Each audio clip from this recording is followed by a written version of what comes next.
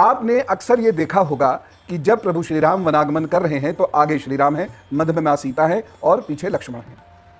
हर जगह चित्र में यही देखा होगा आपने, लेकिन ये सच्चाई नहीं है।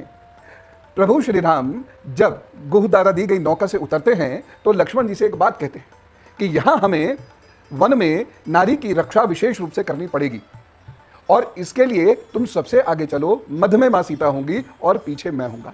तो वो एक फॉर्मेशन बनाते हैं और उसी हिसाब से वो अपने हथियारों को साधते हैं और पूरे वन में गमन करते हैं। जी हाँ, आगे लक्ष्मण जी को रखते हैं। और ये जो मैं आपसे बात कह रहा हूँ, अयोध्या कांड के 52वें सर्ग में ये लिखा हुआ है, तदनंतर महाबाहु श्री राम सुमित्रा नंदन लक्ष्मण से बोले, अब तुम सजन या निर्जन वन में सीता जी की रक्षा के लिए सावधान हो जाओ। हम जैसे लोगों को निर्जन वन में नारी की रक्षा अवश्य करनी चाहिए, अतः तुम आगे आगे चलो, सीता तुम्हारे पीछे पीछे चलें और मैं सीता की तथा तुम्हारी रक्षा करते हुए सबसे पीछे चलूंगा। हम लोगों को एक दूसरे की रक्षा करनी चाहिए। देखिए कितनी गहरी और कितनी श्रेष्ठ बात है। और यह चीज़ युद्ध नीति के अनुसार कही गई है।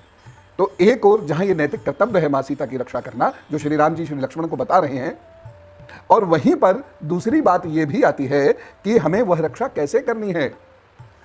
अगली बात जो बहुत इंपॉर्टेंट है और इसको समझना बहुत ज़रूरी है, मेरी इस कक्षा का एक विशेष उद्देश्य है और वह उद्देश्य यह है कि आपको कुछ प्रमुख घटनाओं के आधार पर यह बताऊं कि भ्रांतियां जो फैली हुई हैं समाज में, उसको हम ठीक करते चलें। क्योंकि भ्रांति रहेंगी तो समझ कमजोर पड़ेगी, समझ कमजोर पड़ेगी तो तर्क कमजोर पड़ेगा, तर्क कमजोर पड़ेगा तो मन कमजोर पड़ेगा, और मन कमजोर पड़ेगा तो सनातन कमजोर पड़ेगा।